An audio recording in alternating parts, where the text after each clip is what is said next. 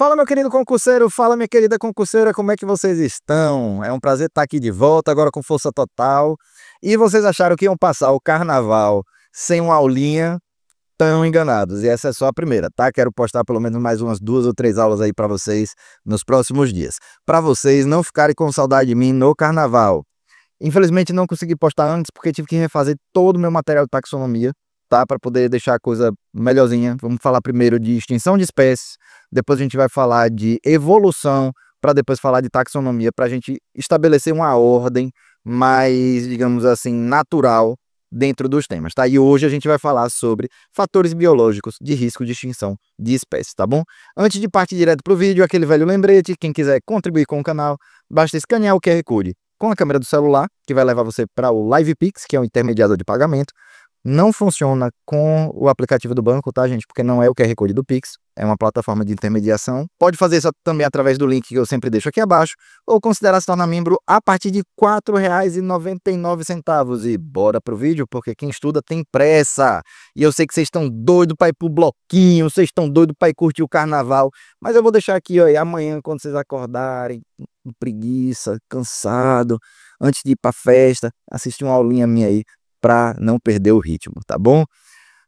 Gente, extinção de espécies. Primeira coisa que a gente precisa definir, o que é extinção de espécies? A extinção de espécies, ela é o desaparecimento de uma espécie. Ponto. Tá bom? A gente pode definir dessa forma. Eu acho que é a forma mais básica, direta e objetiva de falar sobre a extinção de uma espécie. Mas a extinção de uma espécie, ela não é algo também tão objetivo assim. Por quê? Porque ela pode ocorrer de diversas formas, em diversos níveis, melhor dizendo, tá? Porque nós temos algumas formas de nos referir à extinção de espécies que refletem a escala do seu desaparecimento. Vou dar um exemplo. Determinada espécie está extinta na natureza. O que é que isso vai querer dizer? Que ela deixou de existir em vida livre. Ela pode continuar existindo em cativeiro, ou seja, dentro de um jardim botânico, dentro de um zoológico, dentro de um santuário.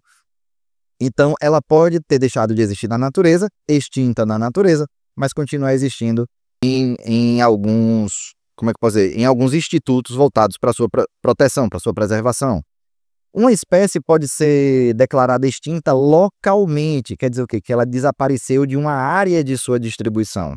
Vamos dizer que existe uma espécie que tem distribuição para o Brasil, Venezuela, para o México e para os Estados Unidos, tá? A mesma espécie, por algum motivo. Ela tem esse salto de distribuição, ok. Ponto focal é, desapareceu do Brasil. Ela se extinguiu localmente no Brasil. Ela passou por um processo de extinção local. Não quer dizer que ela se extinguiu como um todo.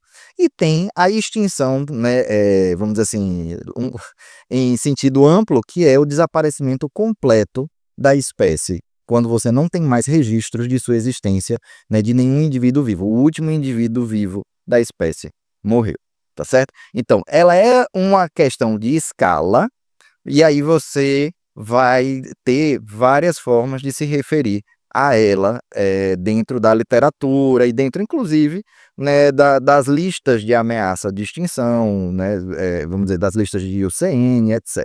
Tá bom? Vamos lá. E essa extinção, ela pode ocorrer por que motivos? Ela pode ocorrer tanto por causas naturais como por causas antropogênicas. Quando a gente fala de causas naturais, gente, a gente fala de causas biológicas e a gente fala também de causas ambientais decorrentes de fenômenos naturais. Tá? Por que eu fiz questão de diferenciar isso das causas antropogênicas? Porque nós, como grandes agentes de transformações ambientais, somos responsáveis por um alto índice de extinção de espécies. Em termos naturais, existe um conceito chamado taxa de fundo de extinção de espécies, tá? Taxa de extinção de espécie de fundo, uma coisa assim. Que, na verdade, eu conheço o nome em inglês, que é Background Extinction Rate, né? O que é essa taxa? É a taxa com a qual as espécies desaparecem naturalmente devido, por exemplo, à substituição por uma nova espécie que é mais adaptada ao ambiente no qual elas estão inseridas, uma alteração ambiental na qual ela teve uma desvantagem competitiva. Só que essa taxa, ela é via de regra muito lenta. Você perde uma espécie a cada, sei lá, 100 anos, 200 anos. Nós, seres humanos, entramos nessa equação, acelerando esse processo a tal ponto que nós somos responsáveis hoje, talvez existem alguns referenciais que propõem isso, né, pelo sexto grande fenômeno de extinção em massa. Tá? O que foram essas extinções em massa, essas grandes extinções? Foram extinções que marcaram principalmente períodos de transição entre eras biológicas, em que você teve a extinção de até 80, 82, 85, tem literatura que fala de mais de 90% das espécies existentes no planeta. Todos esses fenômenos foram decorrentes de causas ambientais, sejam transformações ambientais de ordem natural, de ordem geológica, conforme foi evoluindo o meio ambiente para o ambiente moderno que a gente tem hoje, né? Vamos lembrar que a Terra passou por várias transformações ao longo dos bilhões de anos que ela tem, ou por catástrofes ambientais decorrentes de fenômenos, como é que eu posso dizer assim? Que ocorreram num curtíssimo espaço de tempo, como a queda de um meteoro, como atividade vulcânica intensa num estreito período de tempo que causou alterações atmosféricas, que levou a esse processo de extinção.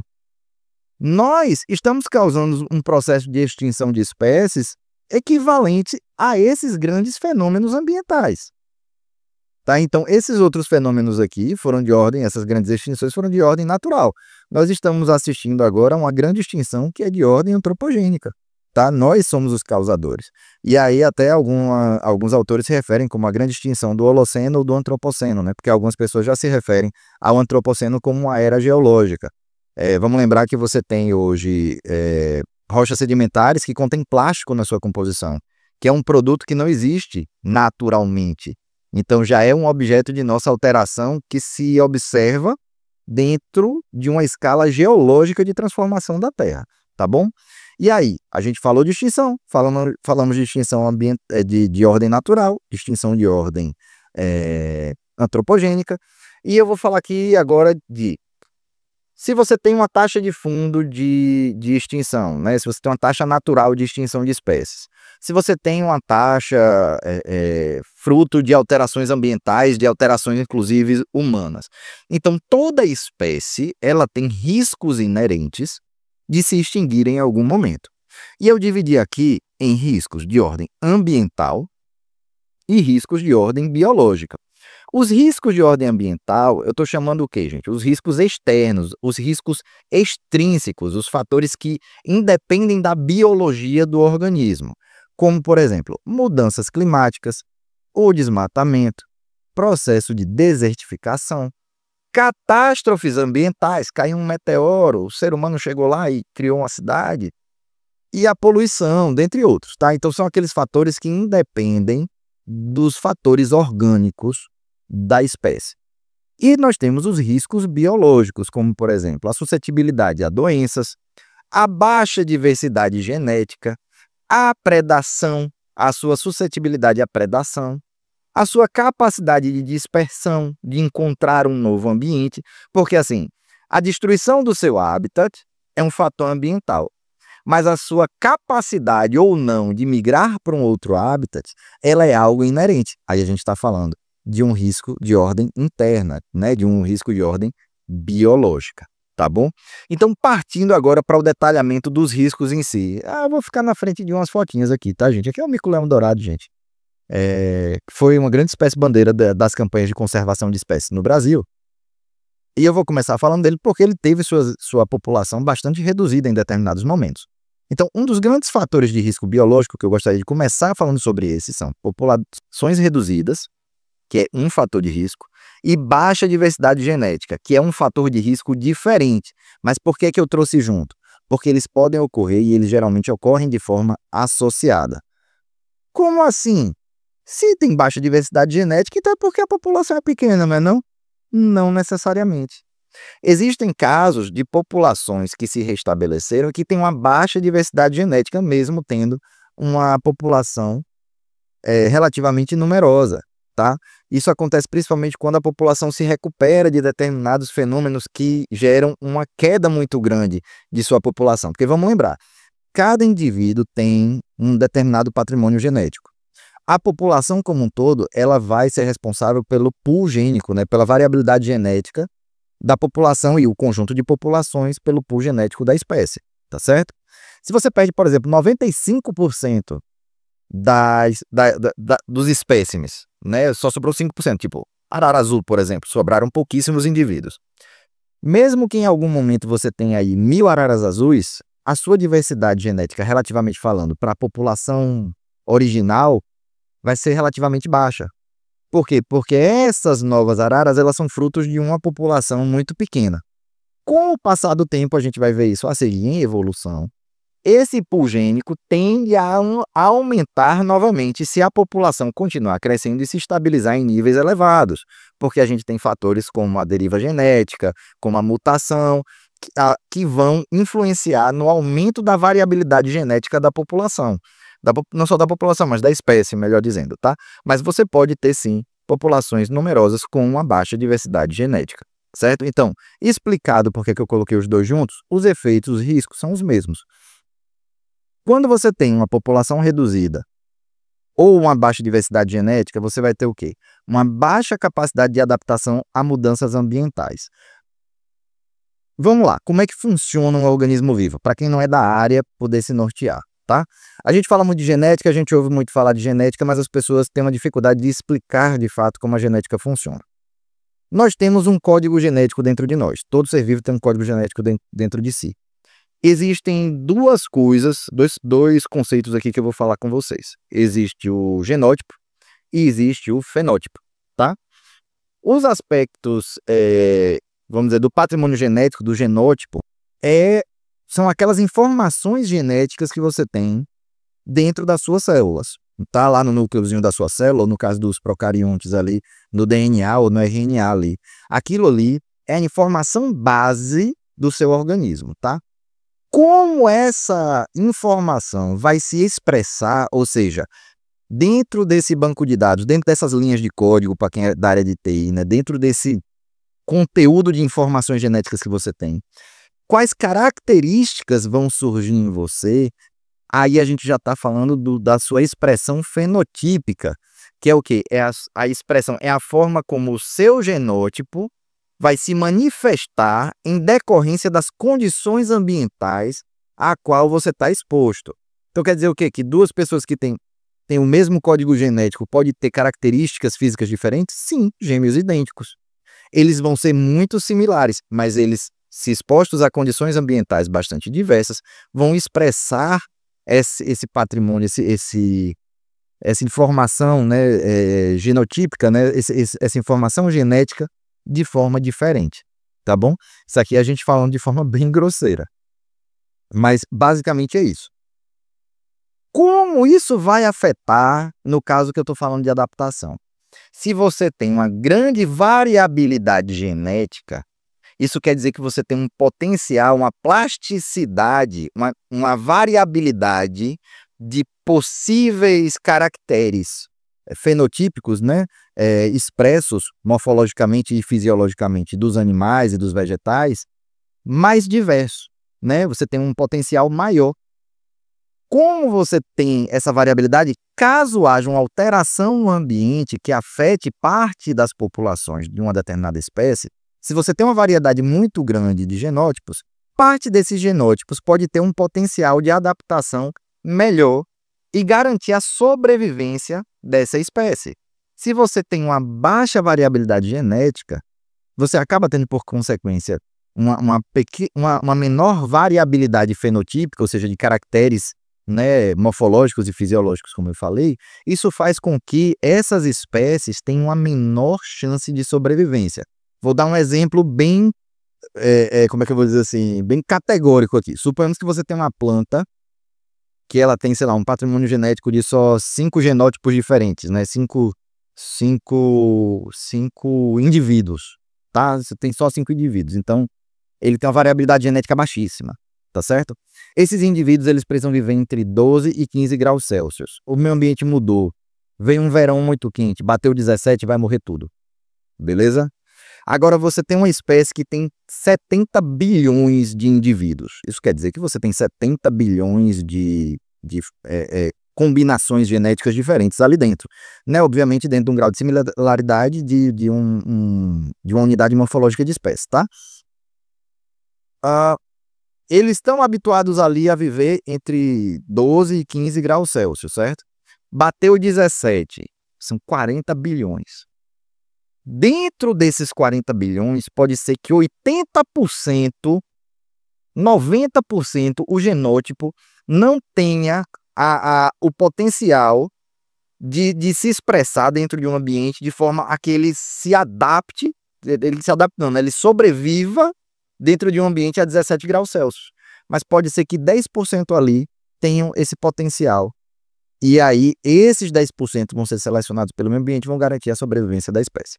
Tá certo? Então, quanto maior a variabilidade genética, maior a chance de sobrevivência de uma espécie a alterações ambientais, porque ela vai ter dentro da sua variabilidade genética o potencial de suportar ou de prosperar dentro de um ambiente diferenciado. Me estendi um bocado só nesse primeiro ponto, mas é porque esses pontos assim são um pouquinho sensíveis. A gente ainda não falou sobre evolução e isso aqui é importante, por isso que eu estou trazendo os 3 temas juntos, tá? Outro aspecto que a gente falou, isso aqui a gente falou, chama-se depressão endogâmica. Quando você tem populações muito reduzidas ou uma variabilidade genética muito pequena, você vai ter um risco elevado de entrar num fenômeno chamado depressão endogâmica, que é o quê? Quando indivíduos muito aparentados começam a se reproduzir, você começa a ter um risco maior de mutações deletérias, ou seja, mutações danosas para aquela espécie. O principal fator que vai comprometer a espécie é quando essas mutações comprometem a fertilidade dos descendentes. E aí entra esse processo de depressão endogâmica, tá? Então, isso pode acontecer por populações reduzidas, mas também devido à baixa diversidade genética. Por quê? Porque todos os indivíduos ali, apesar de ter um número maior, são indivíduos aparentados. E aí você começa a ter esse processo de endogamia e comprometimento das populações da espécie. Outro aspecto, acúmulo de mutações prejudiciais, de alelos letais. O que são esses alelos letais? Esses alelos letais, eles são alelos. Depois é porque é complicado explicar, mas alelos basicamente é o seguinte: você tem dentro do seu genes, você tem cadeias, tá? De bases nitrogenadas que vão ser basicamente o registro das informações genéticas, tá?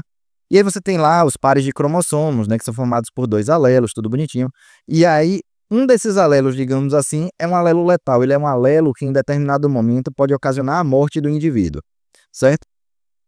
Quando você tem uma espécie muito pequena, você tem uma tendência maior, uma variabilidade genética muito pequena, você tem uma tendência maior a acumular esses alelos ao longo do tempo. Porque dentro dos entrecruzamentos, a chance de você ter o repasse desses alelos é maior e, por conseguinte, eles vão se acumulando. Mas, para além dos alelos letais, outras mutações que podem ser prejudiciais à espécie. E, obviamente, isso é um fator que vai ocasionar o fim da espécie. Por quê? Porque quando a espécie começa a perder capacidade, né, reprodutiva, perder capacidade de prosperar no ambiente, ela vai acabar sendo substituída por uma espécie mais apta. E também a suscetibilidade a doenças e epidemias. Por quê? Porque o código genético da gente, também guarda muito da nossa imunidade, tá? Guarda muito da nossa sujeição a determinados patógenos. Vamos lembrar, você tem doenças que só atingem macacos, você tem doenças que só atingem seres humanos, você tem doenças que só atingem cachorros. Por quê? Porque as nossas células têm características específicas, o nosso genoma tem características específicas.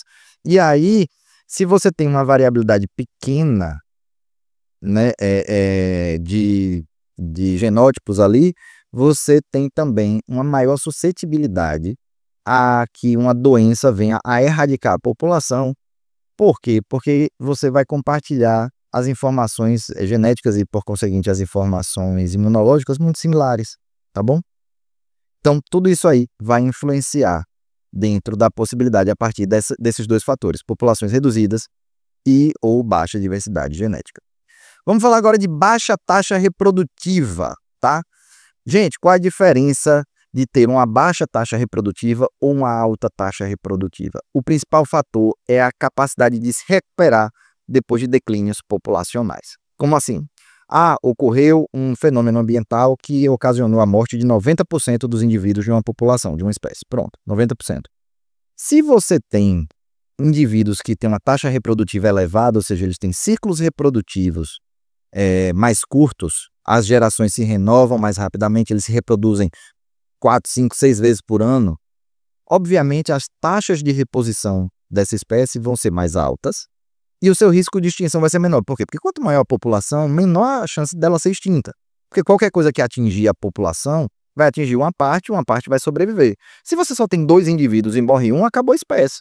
Então, obviamente, quanto mais lenta essa taxa de recuperação, pior, porque nesse período de recuperação, nesse período aí, né, até você restabelecer uma população, digamos assim, mínima viável, você tem o risco de ocorrência de outros fenômenos, de outras situações que podem ocasionar a extinção da espécie, tá certo? E por que eu trouxe aqui para vocês, gente, isso aqui de estrategistas R e estrategista K?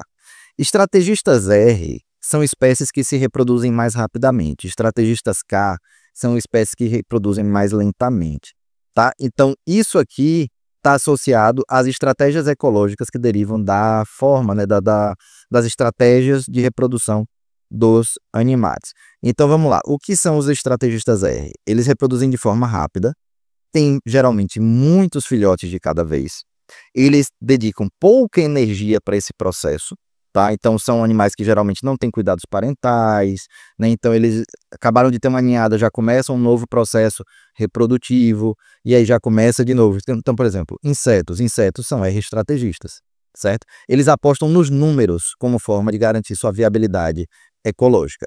Já o estrategista K, ele aposta em, vamos dizer assim, uma maior qualificação do seu processo reprodutivo. Por que eu botei aqui a foto do elefante? Porque a gestação dura muito tempo, os cuidados parentais duram muito tempo, o intervalo entre uma cria e outra demora, tá? Demora até a maturidade, e aí vira outra geração. Então, é muito mais fácil, por exemplo, você ter a extinção de um elefante do que de um gafanhoto, tá? Então, quanto mais rápidas essas estratégias, menores as chances de que um fenômeno pontual, pelo menos, leve essas espécies à extinção, tá bom? Agora, como eu falei, os estrategistas K compensam isso como? Dedicando mais energia. Então, são animais que têm cuidado parental para garantir que o filhote chegue à idade adulta, à maturidade reprodutiva, tá? Então, são espécies que têm geralmente um porte maior. Por quê? Porque para você garantir essa sobrevivência, né, já que eu só vou ter um filhote, eu tenho que fazer o máximo para que ele chegue lá na idade adulta. Então, são espécies sociais onde a comunidade vai cuidar daquele filhote e coisas do tipo, tá bom? Isso aqui falando bem por cima, porque isso aqui é muito mais complexo que isso, mas é o que dá para a gente abordar a nível de uma aula, tá? Essa baixa taxa reprodutiva também causa uma maior vulnerabilidade a ameaças, porque, como eu falei, né, uma vez que você tem a queda populacional, como demora muito a reposição, você tem uma maior vulnerabilidade a ameaças externas, como fenômenos ambientais, como a caça, como algum tipo de desastre, como uma predação por uma espécie exótica que acaba invadindo o ambiente. E você tem pequenos tamanhos populacionais persistentes, porque como ele demora muito a reproduzir, a mortalidade acaba encontrando um equilíbrio onde a população nunca explode, não é aquela coisa exponencial, entendeu? Porque o ciclo de vida dele é mais longo. Então você geralmente tem populações, vamos dizer assim, populações clímax menores. Baleias, por exemplo, elefantes, por exemplo, como eu falei, tem populações clímax muito menores do que formigas, por exemplo, tá certo? Vamos seguir aqui com o conteúdo. Especialização ecológica e distribuição geográfica restrita. A mesma coisa, tá? As duas meio que uma acompanha a outra, então eu vou trabalhar as duas juntas, tá certo? Questão da especialização ecológica.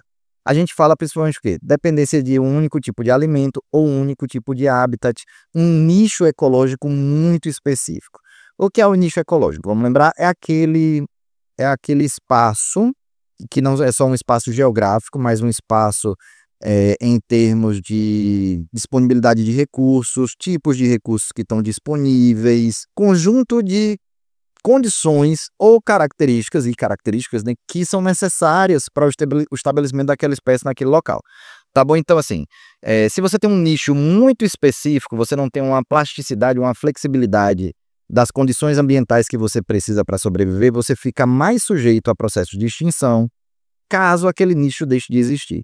Lembrando, a destruição do nicho é uma causa ambiental, mas a sua falta de plasticidade, né, a sua falta de flexibilidade, digamos assim, do ponto de vista ecológico, é algo intrínseco ao animal. Então, o que é que a gente está falando aqui, gente? De espécies generalistas, ou seja, que se adaptam a uma variabilidade maior, uma largura maior de nichos, do que especialistas, que dependem muito, é muito afunilado ali. Por exemplo, por que eu botei aqui a foto do panda? O panda, ele vive numa distribuição geográfica restrita, ele só vive naqueles ambientes, come aquelas plantas específicas. Então, a gente tem uma espécie altamente especializada e isso aumenta muito o seu risco de extinção, tá bom? Como ele é dependente de aqui eu botei um único alimento, mas podem ser alguns poucos alimentos, tá? Mas tem casos de espécies que se alimentam de um único alimento. Aqui é o extremo, tá certo? Mas elas vão ter o quê como consequência? Menor capacidade de adaptação também a novos ambientes. Por quê? Porque se você depende de um único recurso para sobreviver e aquele recurso tiver sua distribuição geográfica limitada, acabou aquele local seu, acabou sua espécie no mundo, né? Você não vai ter outro lugar para ir. Vamos dizer assim, você não tem, por exemplo, eucalipto, ou não era para ter, né? Na Amazônia. Então, o koala, por exemplo, que se alimenta de eucalipto, ele, em tese, não deveria sobreviver na Amazônia. Eu acho até que ele come alguma outra coisa, não lembro a parte de hábitos alimentares do koala, eu peguei só como ilustração, tá, gente? Não lembro exatamente o que é koala come. Se bem me lembra, ele se alimenta de eucalipto, e eu acho que a alimentação dele é exclusiva, certo? Então, assim, se você pega o koala e joga ele na Amazônia, ele não vai sobreviver, porque ele depende daquele recurso alimentar que só tem naquela região da qual ele é nativo, certo? E em caso de catástrofes ambientais, isso vai elevar muito o risco. Um incêndio florestal de grandes proporções, às vezes, pode extinguir toda uma espécie, se aquela espécie depender daquele único recurso, e aquele recurso foi endêmico daquele local que pegou fogo, tá bom? Então, é preciso que a gente fique atento que às vezes, mais de uma condição biológica caminham juntas. Por isso que eu coloquei a especialização ecológica e a distribuição geográfica restrita. Porque a distribuição geográfica restrita também vai entrar mais ou menos nisso aqui. Você vai ter menor capacidade de adaptação a novos ambientes. Que vamos dizer, o urso polar, por exemplo, ele não tem uma capacidade de sobreviver no Equador, tá? Ele depende de recursos daquela região onde ele vive. Você tem espécies que são mais generalistas, novamente, e elas geralmente têm uma distribuição geográfica mais ampla. Mas a gente tem aqui, que é o que eu reforço também, né? Tanto pela questão da especialização ecológica como distribuição geográfica restrita. O alto risco em caso de catástrofes, porque como eu falei, né? Se você só tem uma população naquele local, aquele local pegou fogo, caiu um meteoro, um vulcão entrou em erupção, acabou a espécie como um todo. Nível trófico elevado. Qual é a questão dos animais de nível trófico elevado, gente? Os animais de nível trófico elevado pode parecer que é um fator positivo, porque eles não têm predadores, tá? Principalmente quando a gente fala de predadores de topo de cadeia, tá certo? Tirando o ser humano, ninguém mata esses bichos. Mas por que eles estão expostos a um maior risco? Porque eles dependem das populações das quais eles se alimentam, então perturbações aqui, ó, nos níveis mais baixos das pirâmides tróficas podem ocasionar problemas na sobrevivência dessas espécies de topo de cadeia.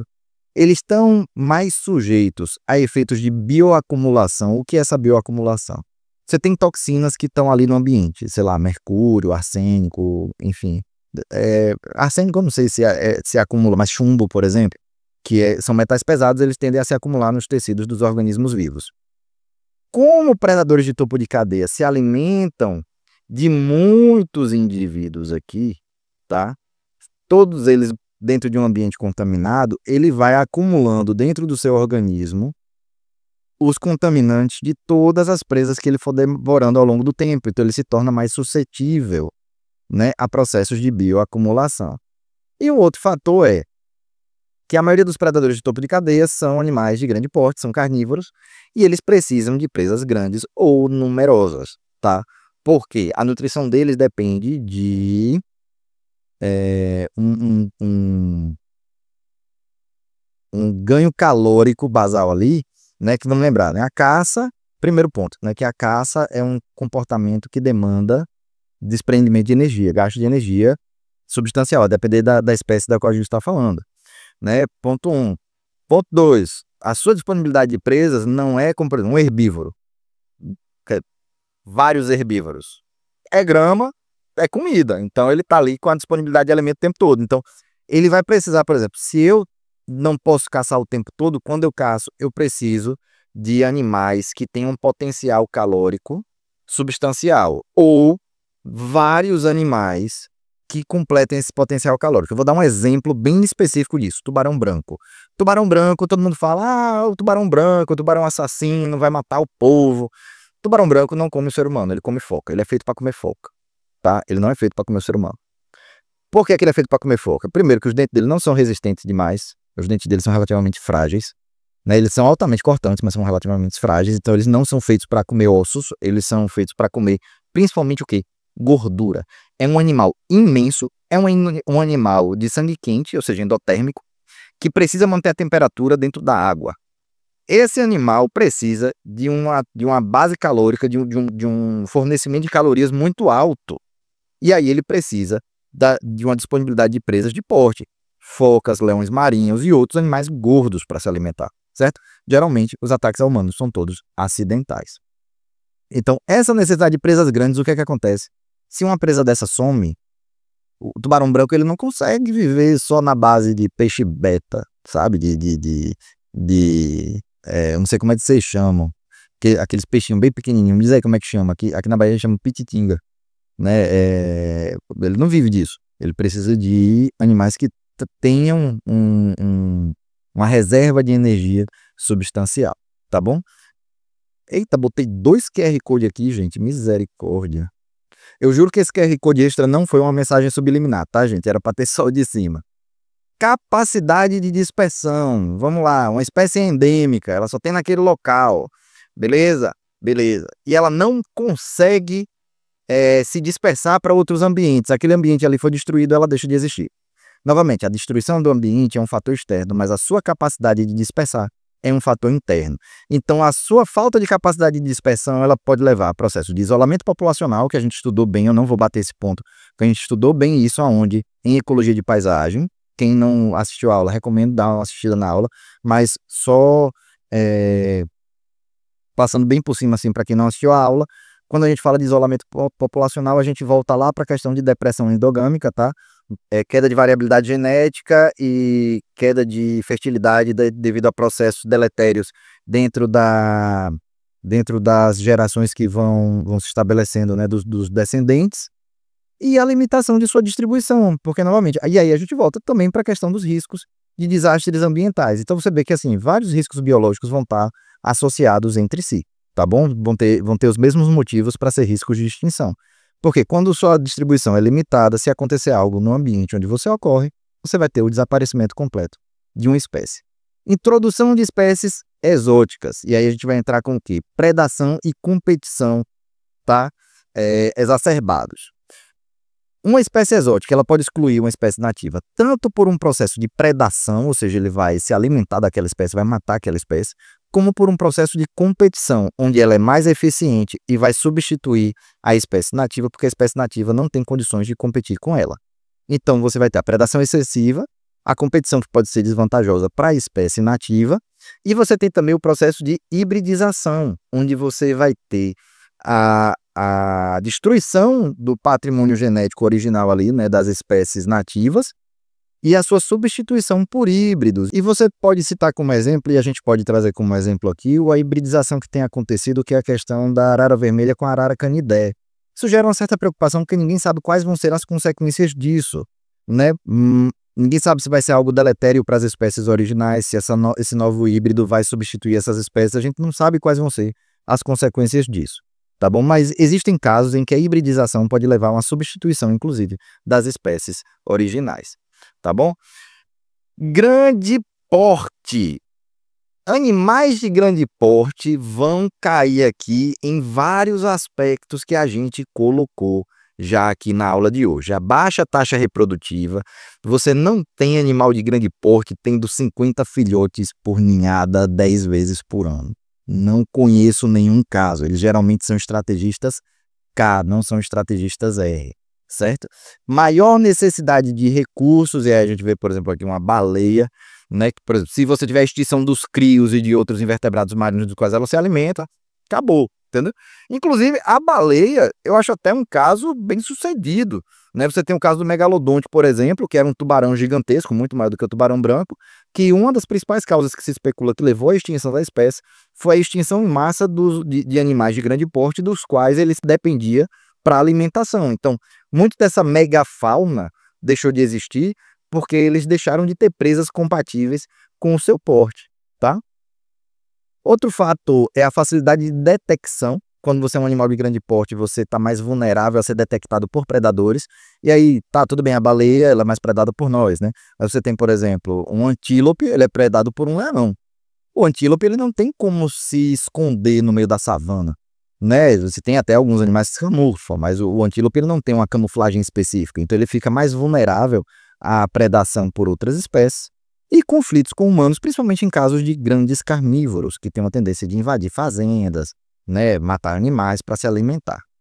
E por último, migrações, né, animais que são migrantes sazonais. Por quê? Quais são os fatores de risco que vêm desse comportamento migratório? Eu desconhecia isso aí, eu achei dentro do livro de Primack, essa questão das migrações sazonais, e realmente faz um sentido você ter um maior risco. Primeiro que ela depende de múltiplos hábitats, né? Ao mesmo tempo que você ser adaptado, vamos dizer assim, ser mais generalista e poder viver em mais hábitats é bom, os migrantes sazonais, eles dependem de dois hábitats específicos, o que ele passa a fase 1 e o que ele passa a fase 2, digamos assim, né?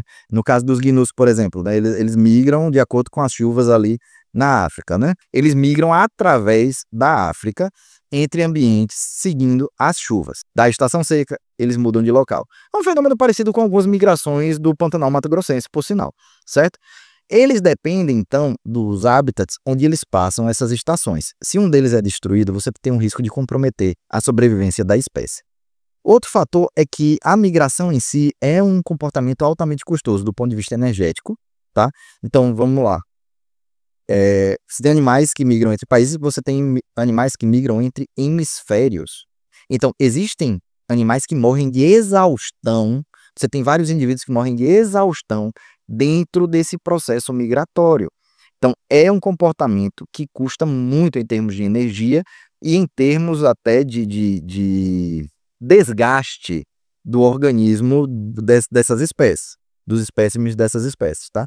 E você tem uma mortalidade geralmente substancial em alguns processos migratórios, não são todos, mas tem processos migratórios que você tem uma mortalidade substancial dos indivíduos. No caso dos gnus mesmo, obviamente, né, a mortalidade não excede a natalidade, senão os animais já teriam desaparecido, né? Mas durante a migração, eles ficam mais suscetíveis à predação, quando estão atravessando o rio, a ser predados por crocodilos, quando estão em processos migratórios, principalmente filhotes, animais mais doentes, que têm uma dificuldade de locomoção maior, ficam mais sujeitos a ser predados por grandes carnívoros. E aí você tem, sim, um aumento do risco, principalmente se você tiver algum fenômeno que tenha levado a uma redução populacional, que torne eles mais vulneráveis durante esses processos. Tá bom? Gente, era isso que eu tinha para tratar com vocês hoje. Espero que vocês tenham gostado da aula. Vamos pular carnaval, vamos ser felizes, tá? Desejo a vocês tudo de bom, bom carnaval, bom descanso. Mas nos vemos na próxima aula. Não esqueçam de mim aqui, tá? Não esqueçam do professor. Eu demorei para trazer a aula, demorei para me recuperar, mas estamos de volta com tudo, tá? Grande abraço para vocês, bons estudos, muito sucesso, muita alegria, muita felicidade, bom descanso, bom carnaval. Um grande abraço, fiquem bem e até a próxima aula.